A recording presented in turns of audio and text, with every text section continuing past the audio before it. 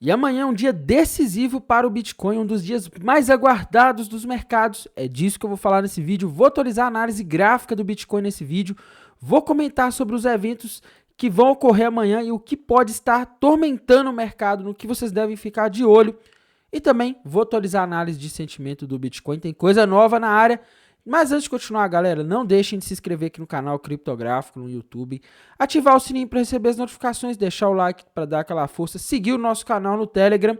E tem outra coisa, pessoal, se vocês quiserem que eu analise alguma moeda, comentem embaixo, mas eu vou pedir para vocês que coloquem só uma moeda, porque antes eu abria, né, para analisar as moedas que as pessoas pediam, só que muitas vezes as pessoas pediam muitas moedas.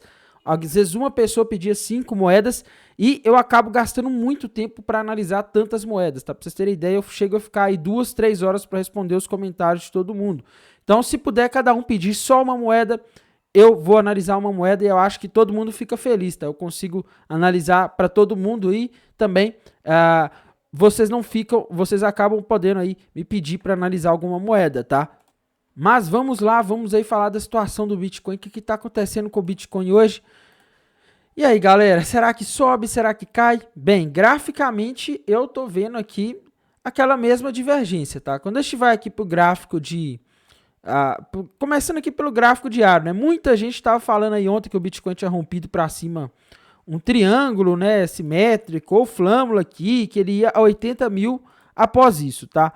Eu particularmente nem quis olhar tanto para isso ontem, tá? Eu só comentei lá no canal no Telegram, eu não fiz vídeo ontem, eu até justifiquei lá e aqui na área de comunidades do canal do YouTube, mas eu não quis falar muito sobre isso, eu só falei que eu não estava muito confiante nesse rompimento, tá? O primeiro é que foi um rompimento sem um grande volume de negociação. A gente vê o volume aqui no gráfico diário, abaixo da média dos últimos 20 dias, né? Ou bem na média, não está um volume assim que se destaca. E segundo, que o fechamento desse candle, ele não foi ali bem acima da região de resistência, né? Se a gente olhar aqui, a gente tinha uma resistência, tem ainda uma resistência bem forte na região de 71.600 dólares e o Bitcoin não conseguiu fechar acima do topo anterior, tá? Então, isso aqui não tá com muita cara de rompimento confiável, não. E domingo eu avisei sobre isso, galera. Eu falei, tá? Esse padrão que o Bitcoin estava formando aqui, que muita gente está falando, ele costuma fazer muita armadilha, tá? Muita armadilha, por isso que eu não gosto dele. É muito comum o Bitcoin fazer triângulo simétrico ou flâmula e fazer de que rompeu, né? E você fala, nossa, agora rompeu, agora vai buscar o alvo. Aí o mercado volta ali para dentro da lateralização, tá? Então, o mercado andando de lado, meus amigos, tem que tomar bastante cuidado, principalmente com o padrão igual esse aí. Triângulo simétrico, na minha visão, não é um padrão muito confiável. Eu, particularmente, acho que o que pode definir a direção dos mercados nos próximos dias é o evento de amanhã, que eu já vou comentar daqui a pouco, tá? Mas indo aqui para tempos gráficos menores, pessoal, a gente tem aqueles outros padrões ali que eu havia comentado com vocês, tá? Tem aquela possível bandeira de alta que eu não gosto dela também aqui, pelo seguinte, tá? O mercado tá andando de lado, ele rompeu ela, fez que rompeu, em vez de ir para cima, ele tá andando muito pro lado, tá? Desde o dia 14 de março, para mim, o Bitcoin tá andando de lado, ele não faz nem topo e nem fundo novo, ele só fica ali nessa região ali entre 73 e 60 mil dólares, tá? Mas ele não tá fazendo nada de novo, e tem um outro padrão gráfico aí também, que é possível de enxergar aqui, tá? Uma possível cunha ascendente, né, que indicaria queda, indicaria que o Bitcoin poderia ir lá nos 59 mil dólares, tá? Ah, tá, não, mas ele voltou aqui na cunha. Isso aí poderia ser considerado um pullback, tá? Então, assim, não sei, né? Se a gente, dependendo da forma como a gente desenhar aqui, a gente consegue desenhar até uma outra cunha aqui maior, tá? Só que aí não fica legal, né? Porque ela começa a ficar maior ali do que o próprio movimento, já tá ficando muito grande, tá? Mas eu ainda acho que aquela que a gente viu nos últimos dias aí, ela não tá descartada, tá? A gente ainda pode enxergar uma cunha aqui claramente e esse movimento aí pode ser talvez um pullback nela, tá? Mas enfim, eu não estou confiando muito na análise gráfica desses padrões dos gráficos maiores dos últimos dias do Bitcoin, porque está andando de lado. Quando o mercado está andando de lado, ele faz muita armadilha, muitos padrões gráficos que não se concretizam, que não rompem, tá? Ontem, galera, eu avisei lá no canal do Telegram e aqui também no canal do YouTube, tá? O Bitcoin estava formando ali no gráfico de 15 minutos um topo duplo, tá? E ele rompeu para baixo, né? Eu falei, o alvo desse topo duplo que o Bitcoin está rompendo para baixo, ele está ali na região de aproximadamente 70.300 dólares, porque eu peguei a projeção aqui mais realista, tá? Sem fazer exageros aqui na projeção. E o Bitcoin foi lá nos $70.300. A gente vê até aqui, né, essa região que o Bitcoin buscou aqui, era o alvo, tá? A gente vê que ele chegou aqui no alvo, ele parou um pouco de cair, mas ele continuou caindo pelo seguinte, pessoal. Muita gente falou, você errou o alvo, ele foi 69. Meus amigos, topo duplo, esse padrão aqui é um padrão de reversão de tendência. Quando a gente fala, olha, rompeu o padrão e está com alvo em tanto. Esse alvo é a perspectiva assim mais provável, tá? Mas normalmente quando você reverte uma tendência, ele pode facilmente, o ativo, a criptomoeda que você está analisando, pode facilmente passar desse alvo e continuar caindo, porque reverteu, era uma tendência de alta aqui no gráfico de 15 minutos nos últimos dias, Bitcoin subindo até os 72, depois ele iniciou um movimento de baixa aqui nos 15 minutos, tá? Então, esse padrão marca isso, ele indica que a tendência está sendo revertida, mas de gráfico aqui, pessoal, eu não consigo ver muita coisa nova aqui para falar para vocês, tá? Eu acho que a grande sacada, o que vai mudar, o que vai definir o rumo para o mercado aí nas próximas horas é isso daqui, galera. Bolsas americanas, tá? Amanhã a gente tem a divulgação de um dado macroeconômico extremamente relevante. Já tem dias aí que as bolsas americanas também estão andando de lado. Se você olhar aqui o SP500, que é um dos principais índices, desde o dia 21 de março que ele está andando de lado, né? Bitcoin desde 14 de março. Então o mercado meio que parou nos últimos dias porque apareceu uma tese. O mercado vinha aí em tendência de alta. E, galera, vamos e convenhamos, né? Essa alta do SP500 aqui desde novembro, meus amigos, ele praticamente não corrigiu, tá? Praticamente não corrigiu. O SP500 foi só subindo, tá? Isso aqui é, assim, uma loucura. Então, se a gente olhar aqui no gráfico semanal, a gente teve praticamente todas as semanas de alta, tá? Não teve nenhuma semana de queda forte. A semana em que o Bitcoin caiu mais aí foi a primeira semana de o SP500, o índice das 500 maiores empresas listadas em bolsa nos Estados Unidos caiu mais. Foi na primeira semana de janeiro de 2024. Ele caiu 1,5%. A maior queda do SP500 esse ano até agora é de 1,5% apenas, numa semana, tá? Então, assim, tá numa subida muito forte, tá numa euforia muito forte. Só que na semana passada, né, começou a aparecer alguns sinais aí de que a inflação pode estar voltando no mundo, tá? Para quem não sabe, o que causou aquela queda ali no SP500 é que ele ficou durante todo o ano de 2022, isso aqui é 2022 no SP500, tá? Todo o ano de 2022 caindo foi o fato de a inflação estar muito alta e o Fed ter que combater essa inflação subindo os juros, tá? Então, o Fed começou a falar que ia subir os juros, começou a subir juros, as bolsas americanas desmoronaram ali com medo de haver uma recessão, né? E 2023 o mercado percebeu que não tinha recessão coisa nenhuma, que a economia não estava perdendo tração como muitas pessoas esperavam, né? E começou a ignorar ali os sinais de inflação, porque falou, olha, daqui a pouco o Fed começa a cortar os juros, a economia não está perdendo tração, né? Então tá tudo lindo, né? Final de 2023, aí que o mercado se empolgou mesmo quando os dados de inflação começaram a vir bons, tá? Isso aqui foi quando, eu até falei no canal na época, galera, é festa, tá? Estamos entrando no período de festa. Os dados de inflação dos Estados Unidos estão começando a vir dentro da expectativa. A inflação está caindo muito rápido. O mercado começou a precificar que em breve, no caso ali no início de 2024, o Fed cortaria os juros. Primeiro ele precificou que cortaria em março, né? Já estamos em abril e até agora nada de cortes. Isso porque no início de 2024 a gente começou a ver dados de inflação surpreendendo novamente. Tá? A gente começou ali a ver janeiro, fevereiro, né, inflação alta, e o mercado falou, não, eu acho que não corta em março, eu acho que corta lá para junho. E agora a grande discussão é, será que o Fed vai conseguir cortar a taxa de juros em junho? Eu acho que amanhã a gente pode ter uma resposta, porque justamente amanhã, às 9h30 da manhã, nós vamos ter a divulgação dos dados de inflação dos Estados Unidos, o famoso CPI, o famoso índice de preço ao consumidor dos Estados Unidos e também do núcleo, tá? E galera, o mercado está muito ansioso para ver esse dado, porque os últimos não vieram muito bons. O destaque fica principalmente para o núcleo do CPI, que tem vindo forte nas últimas divulgações, tá? Se a gente pegar aqui, galera, desde outubro de 2023, o núcleo do CPI está só acelerando, meus amigos. Em outubro ele veio 0,2, depois novembro 0,3, depois dezembro 0,3 de novo, depois janeiro 0,4, tá? Enquanto a expectativa era 0,3 e em fevereiro ele veio 0,4 de novo, enquanto a expectativa era 0,3, ou seja, acima do que estava todo mundo esperando, o que acabou com um pouco da alegria do mercado nas últimas semanas, tá? Porque o mercado começou a ver, olha, se a inflação está subindo de novo, Como é que o Fed vai cortar os juros? Para a gente ver os mercados subindo, Bitcoin subindo, ações subindo, para a gente ter continuidade desse movimento de alta que começou aí no final de 2023, a gente precisa que tenhamos cortes de juros. Se os juros forem ficar altos, pode haver uma reprecificação dos ativos, tá? Porque pode haver uma reconsideração por parte dos investidores do custo de oportunidade, né? Será que vale mais a pena deixar dinheiro na renda fixa ou correr risco na renda variável, sendo que os juros vão ficar altos por mais tempo, né?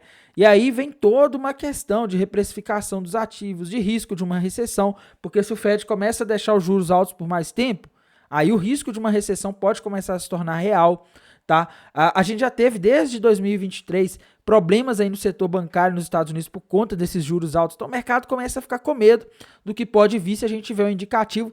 E amanhã, meus amigos, dia 10 de abril, desculpem, tá? 10 de abril de 2024, às 9h30 da manhã, a gente vai ter aqui a divulgação desse dado de novo. E de novo a projeção do mercado é que venha em 0,3, tá?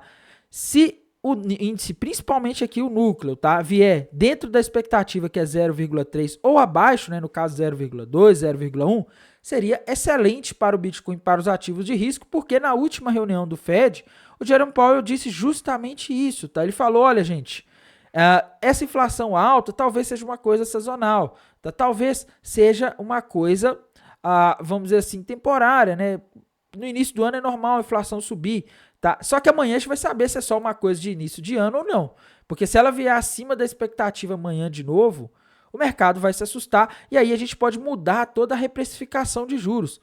Porque ainda existe no mercado uma crença de que os juros serão cortados na reunião de junho, tá? Se a gente olhar aqui no gráfico aqui da CME, né? A expectativa, a projeção, aliás, o mercado está atribuindo 59% de probabilidade de corte de juros em junho. Tá? Então o mercado está acreditando que tem mais chance de cortar do que de não cortar. Se não for em junho, o mercado ainda tem 51% de chance em julho. Tá? Então o mercado está acreditando que vai cortar, ainda vai ter um corte de juros ainda no primeiro semestre de 2024. Se isso não acontecer, vai mudar tudo, porque não é isso que o mercado está precificando. A gente vê que a maior probabilidade que o mercado precifica agora é de corte de juros em julho, tá? Então a gente precisa que a inflação amanhã venha dentro do esperado para que o mercado não tenha que mudar isso daqui e começar a ter um fluxo de dinheiro de volta ali para a renda fixa, né? Ou menos dinheiro vindo para a renda variável, porque se os juros ficam altos por mais tempo, pode compensar manter o dinheiro mais tempo na renda fixa, o que acaba competindo com ativos de risco, tá? Então, amanhã, meus amigos, a resposta definitiva. O mercado está aguardando isso para saber se vamos ter 2 ou 3 cortes de juros desse ano de 2024, se vamos ter cortes de juros em 2024, porque dependendo do que vier também, isso pode entrar em discussão. E lembrando que não é só isso, tá? Na parte da tarde a gente vai ter as atas da reunião do FONC, da última reunião, né? Mas isso aqui é importante porque o mercado costuma dar uma atenção para ver o que está nesse documento. Eles estão dando mais ênfase na inflação, na preocupação com a inflação ou preocupação com o risco de enfraquecimento da atividade econômica. O mercado sempre fica de olho nesse documento, embora ele não costume fazer tanto preço, porque ele traga informações aí que a gente já sabe. Depois desse dado de inflação, o mercado pode interpretar alguma coisa que foi dita na reunião e está escrito nessa ata de forma diferente, tá? Então, amanhã tende a ser um dia extremamente volátil aí para os mercados em geral e não para por aí, pessoal, porque, né, para a semana a gente vai ter isso, depois, com a quinta-feira a gente tem PPI, que é também importante, inflação ao produtor, e depois, meus amigos, na sexta-feira começa a temporada de balanços do primeiro trimestre de 2024, tá? E o mercado está muito ansioso para ver, porque na sexta-feira a gente já começa a ter empresas relevantes, a gente já está tendo, já começou, só que na sexta-feira a gente vai ter aí bancos, tá? Como, por exemplo, o JP Morgan, né? A gente vai ter ali a BlackRock, então assim, o Citigroup, tá? Então assim, na sexta-feira começa empresas relevantes aí a divulgarem seus balanços, e isso pode mexer com o mercado, e daí para frente, meus amigos, os próximos dias aí vão ser, talvez a questão aí de balanços corporativos dos Estados Unidos vão fazer preço no mercado, tá? O mercado vai ficar de olho nesses balanços para ter também uma noção se a economia está muito aquecida ou não, né? Se essas empresas começarem a mostrar resultados bons, continuarem mostrando como mostraram aí na última leitura ali do quarto trimestre de 2023, o mercado pode olhar e falar, meus amigos, a coisa ficou complicada, tá? Porque a gente está tendo aqui as empresas lucrando, a inflação não caindo, né, a economia forte, talvez esses juros vão ter que ficar mais altos mesmo, tá? Então, esse tipo de discussão pode aparecer dependendo de como vierem os resultados dos balanços que vão começar a partir de sexta-feira, tá? Mas por agora, a gente vai ter que ficar de olho aí no que vai vir amanhã em termos de eventos econômicos, né, ali da inflação, principalmente o mercado tá ansioso para saber. E indo aqui para análise de sentimento, pessoal, no TRDR não tem nenhum sinal novo, tá? O Open Interest andou subindo nos últimos dias aí com o pessoal shortando, né? E aí as baleias fizeram a questão de jogar o Bitcoin lá para 72 mil, como eu havia dito que existia uma probabilidade grande do Bitcoin ir em 72 mil, mas como eu disse, ele ir em 72 mil não quer dizer nada, tá? Vai depender do que vem na quarta-feira.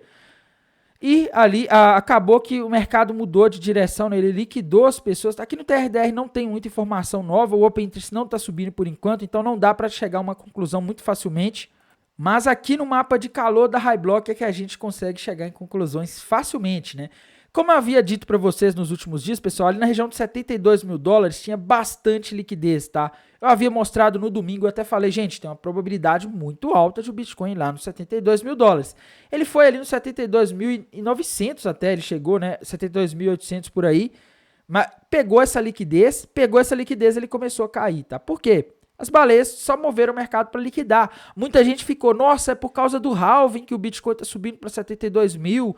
Ah, não sei o quê. Tal banco tá comprando Bitcoin, não sei o quê.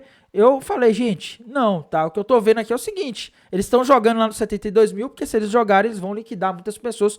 O mapa de calor estava mostrando isso, e agora, o que a gente está vendo aqui no mapa de calor é o contrário, tá? Quando a gente olha com calma aqui o Liquidation Rich Map de 7 dias, o que eu consigo ver aqui é o seguinte, agora tá com muita liquidez acumulada ali na região de 65 mil dólares, tá? Se antes tínhamos mais acima, o ponto é que a gente tem mais liquidez acumulada agora é lá nos 65 mil dólares, o que indica que o Bitcoin, que agora está na faixa ali dos 68, 69 mil dólares, pode facilmente cair ali para os 65 mil dólares para buscar essa liquidez se a gente não tiver uma inflação igual ou abaixo do esperado amanhã, tá? Porque eu penso que se a inflação vier dentro do esperado ou abaixo, o mercado pode reagir bem, talvez ele não caia.